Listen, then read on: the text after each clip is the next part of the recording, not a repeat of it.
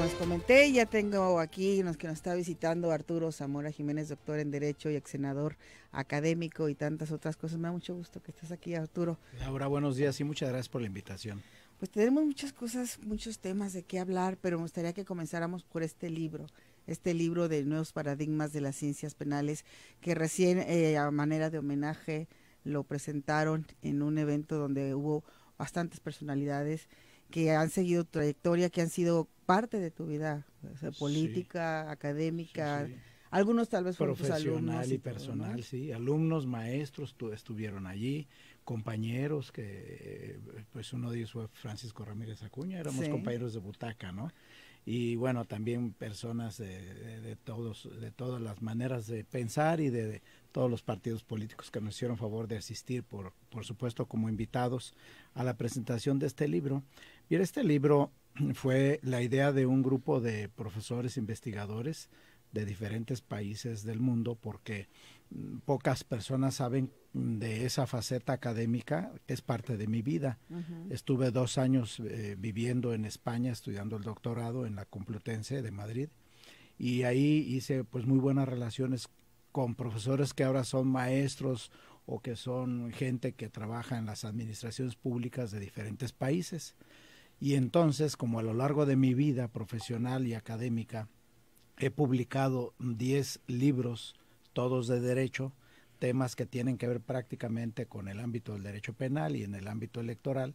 Entonces, pues ellos tomaron la decisión de hacer un libro homenaje por el esfuerzo académico de prácticamente pues 35 años de mi vida en ese ámbito, y en él escriben 31 profesores de 7 países del mundo, artículos sobre diferentes temas que tienen que ver con los nuevos paradigmas de las ciencias penales, abordando temas desde el tráfico de personas, las migraciones ilegales, el tema de falsificación de moneda, los temas más importantes que tienen que ver con la delincuencia transnacional, y cómo enfrentar este fenómeno de violencia y delincuencia que finalmente ha crecido en todo el mundo, ¿no?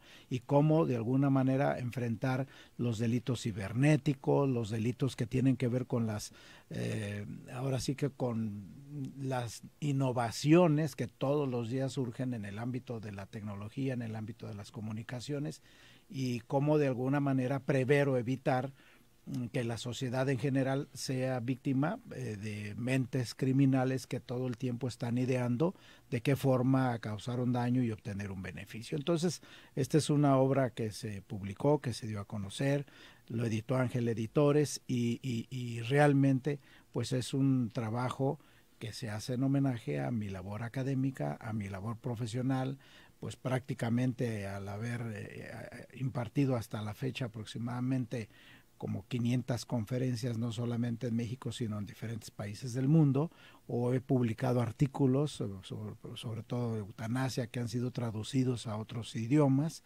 como es el portugués o como es en el italiano. Y bueno, pues esta labor académica realmente muy pocas personas la conocen porque llama más la atención en el impacto visual, las actividades públicas, ¿no? Las Uh-huh. actividades de la administración pública o en el ámbito de la política. Pero esta es una parte de mi vida que a mí me ha dejado muchos satisfactores, porque en casi 30 años de haber dado clases en la Facultad de Derecho de la Universidad de Guadalajara, de la cual, por cierto, fui director, pues tengo el gratísimo sabor de boca de que he tenido y tuve alumnos en esta Facultad de Derecho que ahora prácticamente son jueces, son magistrados, son consejeros de la judicatura, son notarios públicos, en fin, corredores públicos, o sea, son gente que son también profesores y tienen publicaciones de diferente índole. Entonces a mí me da muchísimo gusto y me siento muy satisfecho por el hecho de que así como tuve maestros que me enseñaron, he tenido la oportunidad en mi vida de poder enseñar a otros.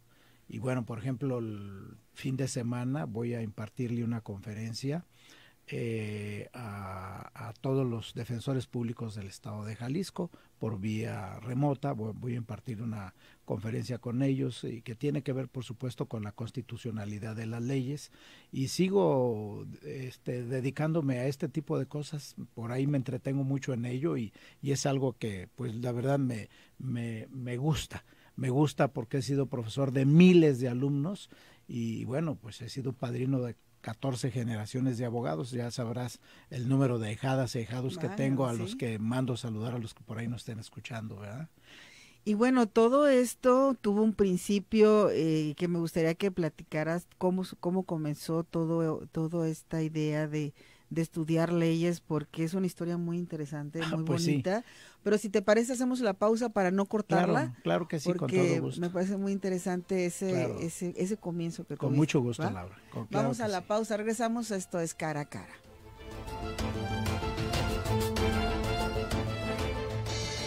Ángulo de la noticia. Estamos de regreso a Cara a Cara platicando con Arturo Zamora, doctor en Derecho, ex senador, académico y muchas otras cosas que ha desarrollado en su vida, pero como lo comentábamos antes de irnos a la pausa, todo tiene un inicio, y el inicio que tuvo en esta vida, primero en las leyes, en la abogacía, Arturo Zamora, es muy interesante y me gustaría que la compartieras, porque creo que pocas personas conocemos esta parte de Claro que cómo sí. comenzó. Con mucho gusto, Laura, y por supuesto lo compartimos aquí con nuestros amigos de Cara a Cara, aquí en Zona 3. Como todos tenemos un origen, por supuesto. Si sacamos la cuenta de cuántas personas tuvieron que encontrarse y amarse para que naciéramos cualquiera de nosotros, de seres humanos, estamos hablando de 348 personas, desde tus padres, tus abuelos, bisabuelos, tatarabuelos, tetrabuelos, pentabuelos, exabuelos, septabuelos, etcétera, tuvieron que encontrarse a lo largo de más de 200 años, y al último tus padres, y finalmente naces tú. Bueno, pues yo nací de padres muy humildes, de gente que venía del campo.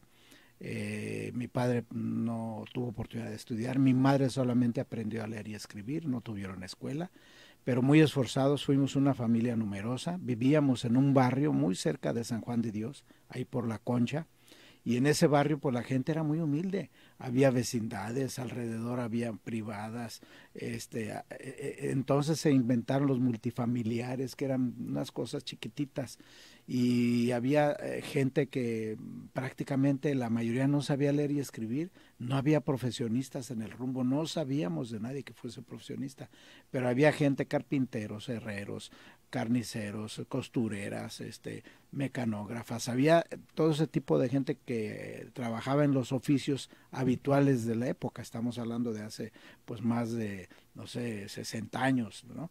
Y entonces en ese barrio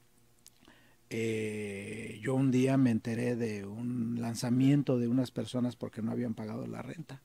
Y conocí a las personas, vivían en una vecindad allá como a 50 metros de casa de nosotros, y la verdad eso me dolió mucho porque tuve salir a los niños y a la señora llorando, y no entiendes qué está pasando, ¿no? Y después a otros que les embargaron porque no habían pagado no sé qué, que habían pedido a crédito, y igual la misma historia, y esas cosas a mí me perturbaron mucho, me significaron mucho. Entonces, molesto, uno quiere incluso hacer uso de la fuerza cuando no tiene uno una salida lógica. Y mi hermana me dijo, no, no, no, tranquilo, si tú quieres ayudar a la gente, prepárate y estudia, ¿no?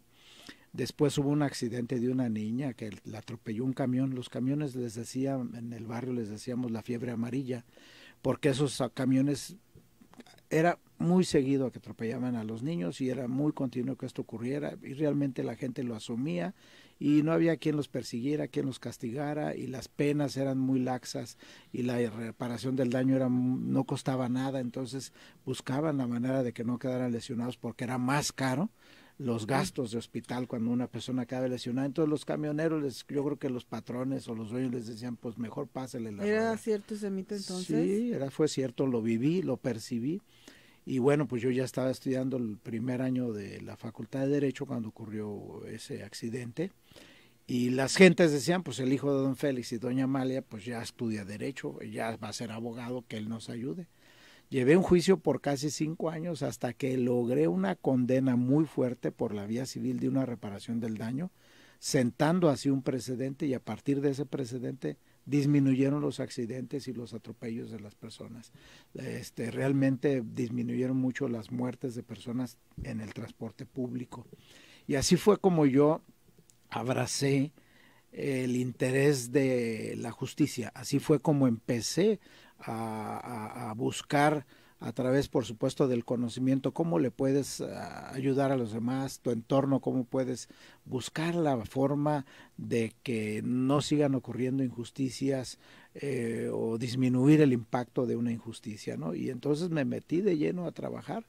Para esto, por supuesto, en la secundaria había necesidad de trabajar y estudiar para comprar mi pantalón y mis camisas. Yo las compraba en el baratillo que se hace ahí en la 34, sí, que por cierto el domingo allá anduve en el baratillo, lo recorrí prácticamente todo.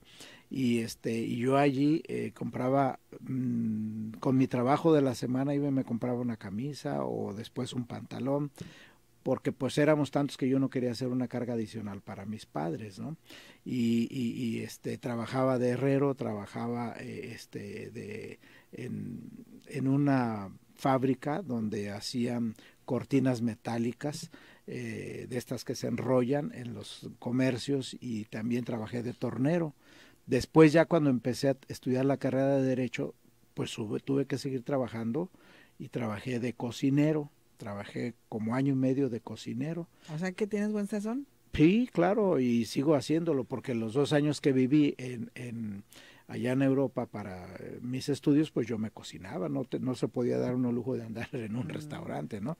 No, tendríamos que cocinarnos, y sale mejor, es más barato y además más sano, Más ¿no? sano. Y entonces ya cambió mi vida como en el segundo año, y ya tuve oportunidad de entrar a trabajar en un juzgado prácticamente como de mandadero. Yo era el que traía los chescos El y los clásico lonches, IBM.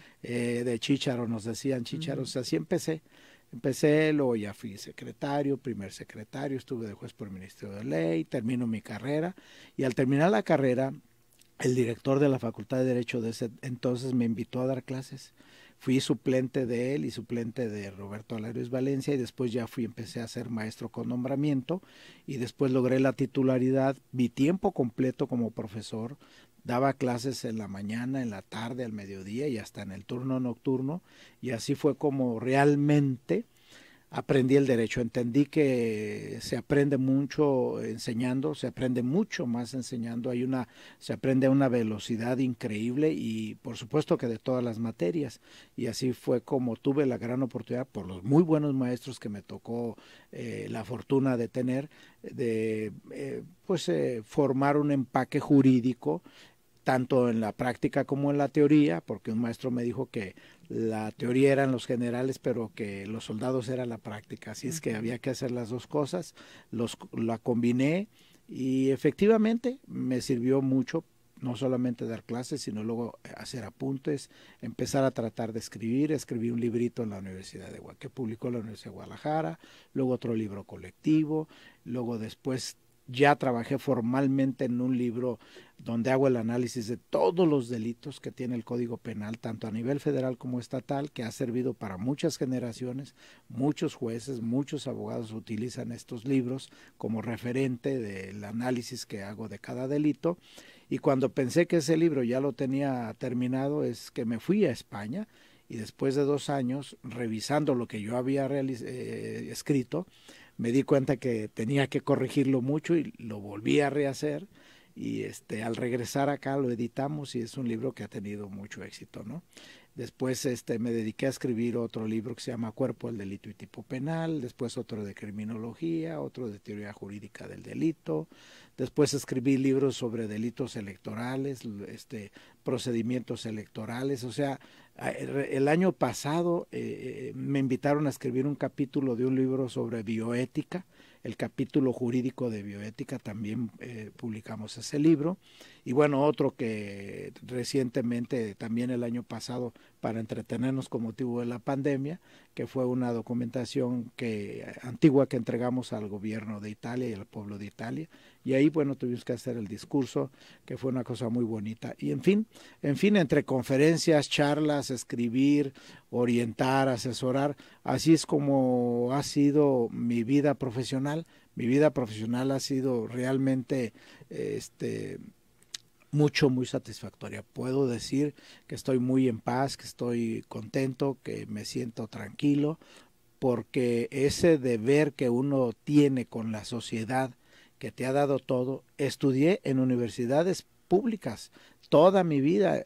La primaria la estudié en la escuela modelo, que era escuela de gobierno, la secundaria en la 10 federal, que es la escuela de gobierno, la prepa en la 3 de la Universidad de Guadalajara, la carrera de Derecho también en la Universidad de Guadalajara, mi especialidad y maestría en la Universidad de Guadalajara y el doctorado en la Complutense, que es una universidad pública. O sea, toda mi vida,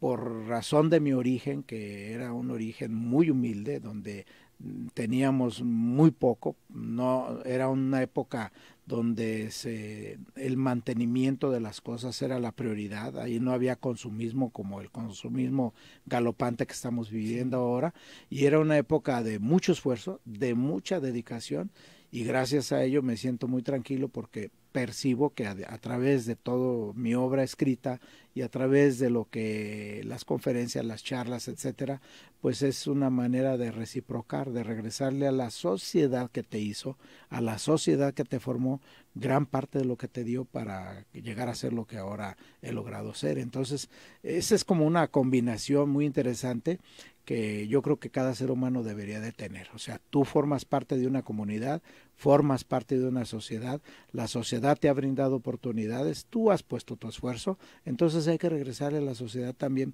parte del beneficio que has llegado a tener. Yo creo que esa es una buena combinación de la convivencia sana que debe regir en todas las comunidades y en todas las sociedades. Nos están llegando comentarios. Maya Reola dice saludos al doctor Arturo Zamora, le aprecio mucho. Luego por aquí nos dice Cristian, buenos días, una pregunta. Preguntan que si estuviste en el movimiento estudiantil, la Liga o conocido como los Vikingos. Sí, yo estuve en aquella época, bueno, primero saludos a todos y gracias por las opiniones. Estuve en aquella época ya por la secundaria 10, estaba ya en San Rafael. Y entonces en San Rafael está muy cerca de San Andrés, y San Andrés ahí era como la cuna de los que llamaban vikingos y del frente del FRAP, del FER, del Frente Estudiantil Revolucionario. Y en esa época había muchísimas personas que estaban de alguna manera ligadas con la tendencia a orientación socialista y comunista. Y había muchísimas personas alrededor mío que tenían el pensamiento marxista, maoísta, y había mucha literatura. Por supuesto que en aquella época conocí a muchos de ellos, leí bastante literatura sobre ese tema. De hecho, llegando a la prepa, pues la prepa 3 era el único lugar, la 3 y la 2 eran las únicas dos zonas donde de toda la Universidad de Guadalajara no entraba, pudiéramos decir, el oficialismo. Ahí había un poco de subversión, y en ese núcleo es como yo de alguna manera me formé. No participé, por supuesto, activamente, pero sí tuve la oportunidad de conocer esa manera de pensar, esa manera económica y sociológica de ver el mundo. Tuve la oportunidad de convivir y de ver a muchas personas. Lamentablemente muchos de ellos murieron en esa lucha, otros tantos quedaron detenidos, otros tantos tuvieron que irse del país, pero sí tuve conocimiento de muchas personas. Los recuerdo, pues imagínense, de la edad de 12, 13, 14 años, 15, 16 hasta los 18, pues te conviertes como en una esponja con vida, que quiere conocer de todo, vivir de todo, y por razones de haber estudiado allá en esa escuela secundaria conocí a muchas personas. Además hubo movimientos estudiantiles muy fuertes, ¿no? Más o menos. Sí, bueno, es que era una época de tremenda violencia, era una época muy difícil. O sea, tenías que saber muy bien no enrolarte en cosas que te llevaran al lamentable destino de muchos jóvenes estudiantes que murieron en una época tremenda, terrible, muy difícil, donde hubo muchas madres que sufrieron y familias que sufrieron por jóvenes que en desencuentros que a lo mejor ni siquiera entendían el fondo de estas cosas, pues perdieron la vida y muchos fueron encarcelados. Sí, fue una época bien difícil, bien difícil, pero bueno, pues gracias a Dios nosotros, como decimos, pasamos por ahí el pantano sin manchar el plumaje y pasamos sin hacerle daño a nadie. Bueno, y hay que conocer también para tomar las decisiones hacia dónde queremos ir. Sí, yo creo que mientras más conocimiento tengamos de la naturaleza humana y de la condición humana y del mundo que te rodea y de la situación que prevalece en tu entorno, es la mejor óptica que pueda tener cualquier ser humano para dar solución a cualquier problema o a cualquier conflicto, o a evitarlos también, eso es bien importante. Hacemos una pausa, regresamos, esto es Cara a Cara. Sí, estamos de regreso aquí a Cara a Cara platicando con Arturo Zamora. Qué historias, cómo nos damos cuenta cuando regresamos al pasado, Arturo, de las cosas que vivimos, pero que también nos deja una gran enseñanza, porque eso es lo que va formando nuestro carácter, nuestros ideales y lo que queremos realmente hacer de la vida, ¿no? Sí, así es. Y mira, también tiene mucho que ver lo que te vas encontrando en la vida y la decisión que puedas ir tomando. Para eso es importante, por supuesto, el criterio, pero cuando estás muy joven, todavía no tienes un criterio definido. Para eso es importante el carácter, porque también el carácter te permita forjar junto con el criterio una personalidad.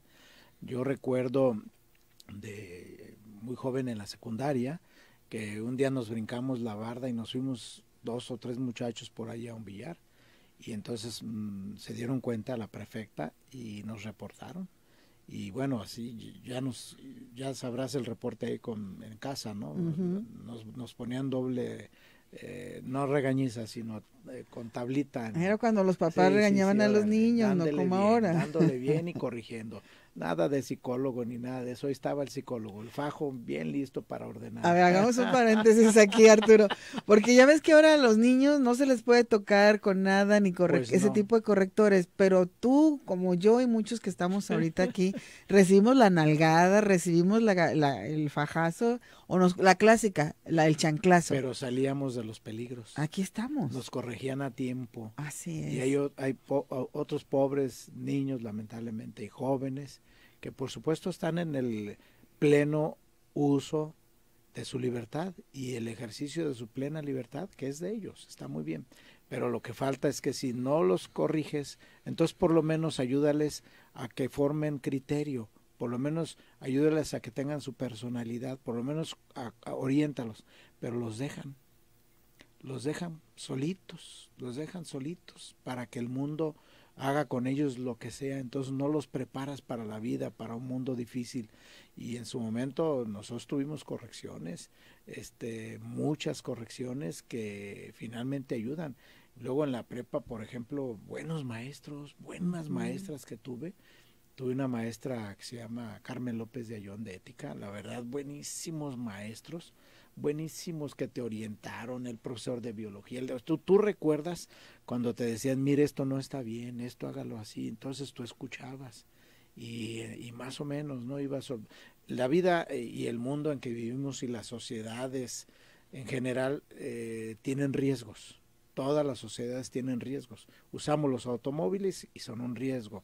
Se usa la pólvora para trabajos industriales y son un riesgo. Se utilizan máquinas potentes en las fábricas y todo es un riesgo. Pero esos son riesgos socialmente permitidos. Pero hay otro tipo de riesgos. El riesgo que el ser humano genera por naturaleza para dañar a otros seres humanos. Y a eso es a lo que no preparamos a los niños ni a los jóvenes.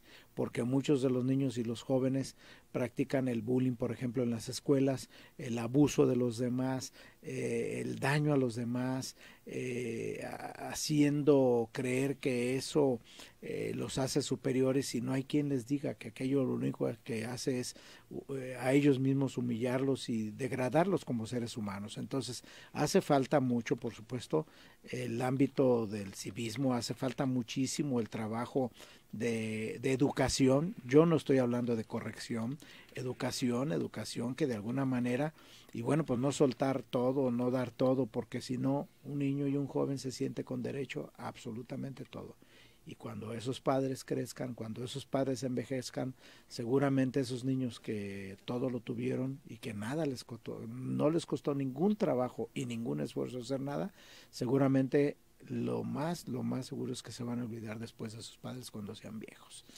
Y comentaste algo que también me hiciste recordar muchas cosas, que no vivíamos el consumismo y que había que trabajar desde chiquitos para, además de estar estudiando, si Sí, queríamos algo, sí, teníamos que trabajarle de una u sí. otra manera Sí, porque había para muchos conseguirlo, oficios, ¿sí? o sea, talabartero, carpintero, zapatero, herrero, había muchísimos oficios, y en cualquier lugar te permitían que estuvieras ahí aunque ganaras poquitito, pero ya estabas con tu mente ocupada, ya estabas aprendiendo un oficio, ya estabas siendo de utilidad, y realmente en esa época no era que ya se me acabó la suela del zapato y hay que comprar zapato, no, hay que ponerle otra suela y ponerle un casquillo de metal para que no se desgaste tan pronto. Entonces, siempre todo este tipo de cosas realmente formaban parte de una cultura que provenía de la época posterior, por supuesto, a la revolución, que ahorita si hablamos de eso, pues mucha gente va a decir, no, pues este señor está hablando de algo desconocido para la mayoría, pero está presente. Sí. Y después de la Segunda Guerra Mundial, cuando Estados Unidos necesitaba prácticamente todo el metal, todo el hule y todas las cosas que se producían en México, es cuando a México le empezó a ir muy bien, porque Estados Unidos nos necesitaba como un socio proveedor de mano de obra en el campo de Estados Unidos para no morirse de hambre allá, y así es como empezó el bracerismo fuerte. Y ese tipo de fenómeno, que es muy interesante, permitió que aquí en México llegara en aquella época los primeros refrigeradores, los primeros televisores. No existía nada de eso. Nosotros de niños nos alumbrábamos por la noche con bombillas, ¿no? Con quinqués, o la gente, la mayoría de las personas teníamos estufas de petróleo. O sea, empezó a llegar esa época muy bonita, muy interesante, y sin embargo, junto con el mantenimiento de las cosas, se descomponía algo y no ibas a tirarlo y a comprar otra nueva, no. Hay que arreglarlo, hay que repararlo y hay que seguirlo usando. O sea, las cosas duraban, las hacían para durar mucho tiempo. Y hoy las cosas las hacen muchas de mala calidad para que se deterioren pronto y para que se sigan comprando. Entonces, es una carrera con una velocidad tremenda que no tiene parangón en el antecedente de nuestras comunidades en el mundo entero, ¿no?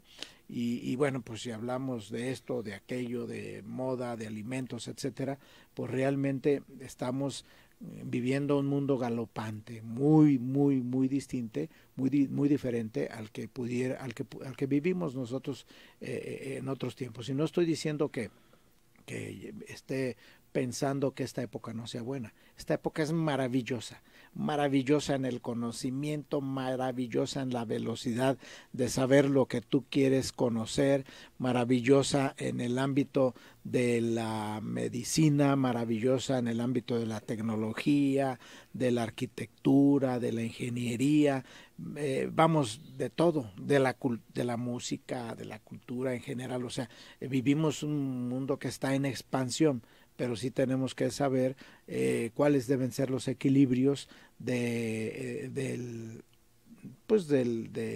entorno en el que tú vives, ¿no? Y cómo de alguna manera debes dejar un mundo mejor para los que vienen, porque pues ahí tenemos el tema del cambio climático, el Sí. tema de las pandemias que han aparecido recientemente, tremendas, que nos han modificado un tanto o cuanto nuestro modelo de vida. Ahí tenemos este tipo de cosas que realmente no estábamos preparados para enfrentarlas, y que finalmente ahí están presentes, ¿no? Y se pueden volver a generar en un mundo futuro, aunque nosotros ya no estemos acá.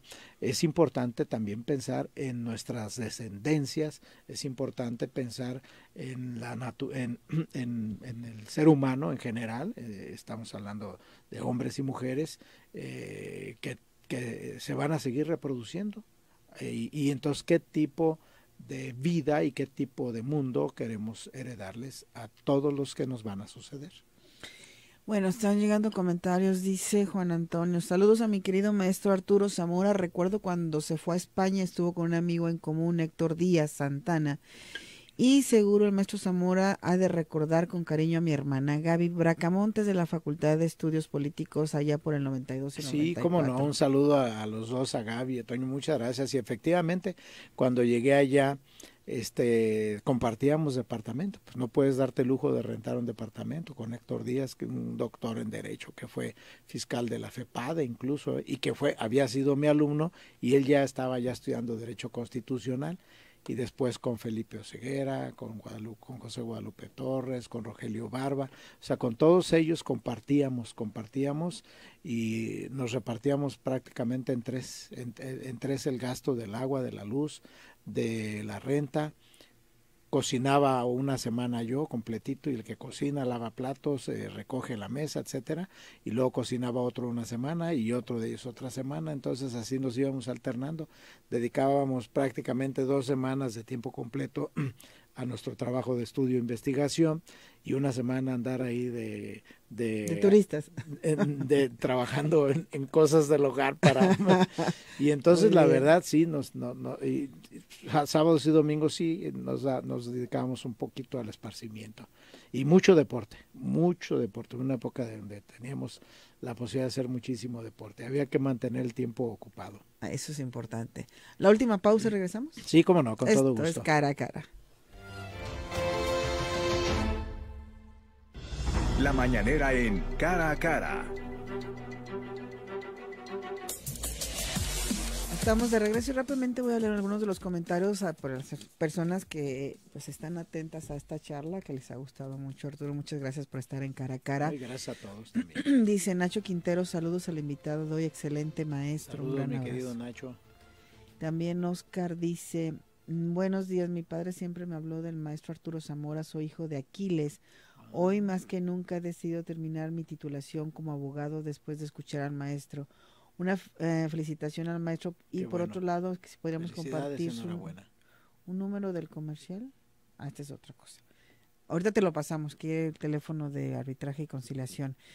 Y bueno, inevitable no platicar de la política. De hecho, aquí nos están comentando. Gerardo dice... ojalá y regrese a la vida política, ex compañero de la secundaria, Gerardo León. Sí, cómo no, sí lo recuerdo, un saludo afectuoso. Y de repente nos juntamos todavía los compañeros de la secundaria y los del salón B donde estábamos, nos reunimos hace como 22 días, todavía nos reunimos 30 compañeros, así es que tenemos 50 años de habernos conocido. Buenas raíces muy amistosas. Buenas, sí. Bueno, pues sí, efectivamente, en torno al planteamiento que me hacen, duré más o menos 3 años y medio alejado de todas las actividades públicas. Primero porque decidí tomarme un año sabático y después vino la pandemia, entonces pues la verdad era mucho mejor proteger la salud y buscar la forma de entretenerme en otro tipo de cosas. Me puse a estudiar el idioma italiano de manera, pues ahí con mi iPad, y hice pues una serie de cosas ahí más formativas, ¿no? Y bueno, pues mucha gente sabe que renuncié recientemente al PRI, al partido al que pertenecí durante 20 años, y actualmente, por supuesto, estoy ponderando la posibilidad de regresar a tener alguna actividad pública. ¿Dónde? No lo sé. ¿Cuándo? Seguramente son decisiones que se tomarán en las siguientes semanas. Espero que se tomen buenas decisiones. Estamos en la espera de esto, pero hay una cosa que sí vale la pena aclarar, algo fundamental. la sociedad necesita liderazgos positivos, la sociedad requiere que estos liderazgos tengan una causa, porque no es regresar a la vida pública para buscar la manera de tener una ocupación o en qué entretenerte o una chamba de la cual vivas. Afortunadamente mi profesión me ha permitido solventar o resolver esta situación. Y entonces, ¿cuál es la causa? Y a todos se los he dicho y ahorita lo digo aquí en Zona 3, aquí en Cara a Cara, pues la causa es Jalisco, en principio, y la causa mayor es México. ¿Qué queremos para Jalisco? ¿Qué queremos para México? ¿Qué deseamos? ¿Cómo queremos que las cosas sean mejor para la sociedad, para nuestra comunidad, para el lugar donde yo nací, crecí, me he desarrollado, he vivido, he tenido éxitos también, he tenido también de alguna manera caídas, pero nos hemos levantado. Y entonces lo más importante es que en este momento estoy valorando qué decisión tomar. Va a ocurrir en unas 3 semanas la elección del Estado de México y en el Estado de Coahuila. Vamos a ver cómo resultan este proceso electoral, cuál es el resultado. Se van a tomar decisiones para candidaturas a la presidencia de la República, tanto de la oposición como del partido en el gobierno, y habrá que tomar decisiones también en el estado de Jalisco. En el estado de Jalisco hay opciones, se han barajado varias y diferentes opciones. Habrá que esperar cuál es la determinación que se toma y ver en esas decisiones cómo puede uno contribuir, cómo podría uno ayudar, no venir a desplazar a nadie, no venir a hacer a un lado a nadie, no quitarle el mérito a nadie, no quitarle el trabajo de nadie. No, eso sería un error de mi parte. Más bien, lo que yo pienso es dónde podría ayudar, y si puedo ayudar estando en la boleta, bueno, pues voy a estar en la boleta, pero si también puedo ayudar no estando en la boleta, pues también ayudo no estando en la boleta.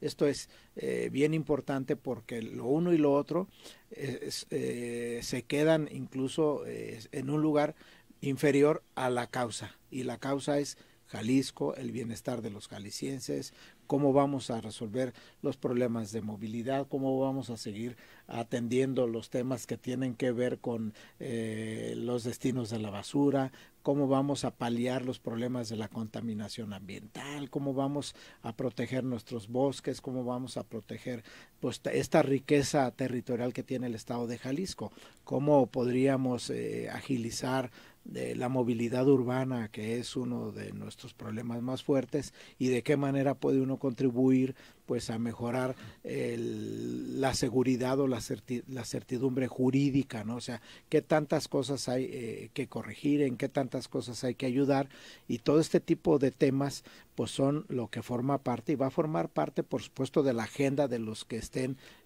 como candidatos al gobierno del estado y como candidatos a la presidencia de la República, y es precisamente en ese contexto en el que yo habré de tomar la mejor decisión. Pero lo dejo claro, no ando buscando chamba, lo dejo muy claro. Tengo amigos en todos los partidos, por fortuna tengo muy buenas relaciones que hice siendo senador, siendo diputado federal, siendo presidente municipal de Zapopan, en donde tengo muchísimos amigos y amigas que les agradezco toda la ayuda y apoyo que siempre me han brindado, y bueno, con este factor de las relaciones, de las buenas relaciones, de la amistad con personas, repito, de todos los partidos políticos, es como uno tiene que pensar más en la causa, no en la persona. No debo de estar pensando, ay, yo qué quisiera para que me fuera bien a mí para lograr esto. No.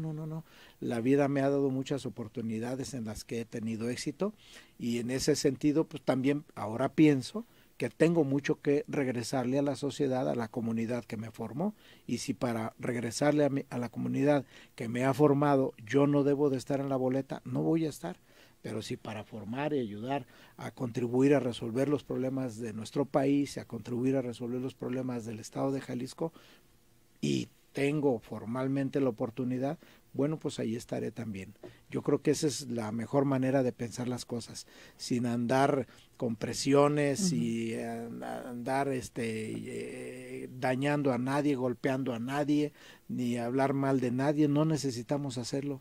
El país lo que requiere es concordia, lo que necesitamos es congruencia en lo que se dice y en lo que se hace, lo que se requiere es formalidad, en las cosas públicas se requiere mucho que haya capacidad, experiencia, que haya que la palabra sea la que prevalezca por sobre todo, o sea, que cuando se ofrece algo se cumpla y no solamente sean ofertas de campaña que finalmente terminan por dejarse de cumplir. Entonces, yo creo que hoy vivimos en una sociedad informada, una sociedad muy enterada, muy politizada, y es una sociedad que por supuesto ha rebasado a los partidos políticos. Los partidos políticos paulatinamente fueron perdiendo la confianza de la sociedad. Hoy la sociedad piensa más en las personas que en los partidos políticos. Por eso yo actualmente pues no estoy en ningún partido político, y actualmente confío mucho en que la voz de la sociedad, la voz de la opinión pública va a seguir teniendo una fuerza incontrastable. La voz de la opinión pública va a seguir teniendo un poder de cambio y de ajustes a las administraciones públicas y a los gobiernos, tanto federal como en el ámbito estatal. Ese es, yo creo, que el sentido que debemos darle a la vida pública. Pues la gente quiere que regreses a la vida. Pues seguramente política. Por ahí estaremos presentes. Dice por aquí Javier, felicitaciones, yo me lo encontré en la Basílica y urge que políticos con valores y de los que se mantienen su plumaje y que escriben el hijo. Muchas gracias, muy amable, y la verdad pues un saludo a todos, a todas las personas que nos han escuchado hoy aquí en Zona 3, en Cara a Cara. Muchas gracias también por esta oportunidad de estar aquí, siempre con la gratitud a todos los que dirigen todo este trabajo de comunicación y este liderazgo social que se desarrolla a través de las emisiones que día a día, que continuamente se realizan, y hasta sus facetas culturales que no se pierden y que no se dejan de perder. Verdaderamente estoy muy contento, muy agradecido, Laura, por esta gran oportunidad de comunicarme con el público de mi tierra, Jalisco, que tanto adoro. No, y la gente está encantada, también dicen por acá que ojalá y que regreses a la vida pública. Los tapatíos necesitamos gente como usted, al mando, capaz y con pasión. Saludos. Saludos a toda la gente de Zona 3. Muchísimas gracias. También Daniel dice, escucho el programa y la verdad se requiere responsabilidad y compromiso de las personas que están arriba y de la sociedad. Me llamo Daniel Alba. Daniel, muchas gracias, saludo afectuoso. Y efectivamente se necesita que quien protesta tomar un cargo y cumplir con las leyes, también en el fondo tenga la conciencia de protestar que cada decisión que toma, en cada momento, en cada lugar, sea la decisión que beneficie al mayor número de personas. O sea, que se esté pensando en el mayor número de personas. Ese es el fin, esa es la tarea, eso es lo que se tiene que hacer, buscar hacer el bien.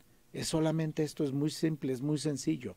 Y si lo practicáramos todos en nuestra sociedad, pues realmente tendríamos una sociedad muy diferente, una sociedad menos violenta, una sociedad más integrada, una sociedad con mayor conciencia. Tendríamos muchas cosas de las cuales estaríamos felices y contentos. Se nos acabó el tiempo, muy agradable que estés aquí en Cara a Cara, ojalá regreses pronto. Muchísimas gracias, muy buenos días a todas. Gracias, todos. Arturo Zamora Jiménez. Nosotros ya nos vamos, gracias, y se quedan con Omar Machain en Zona de Conexión.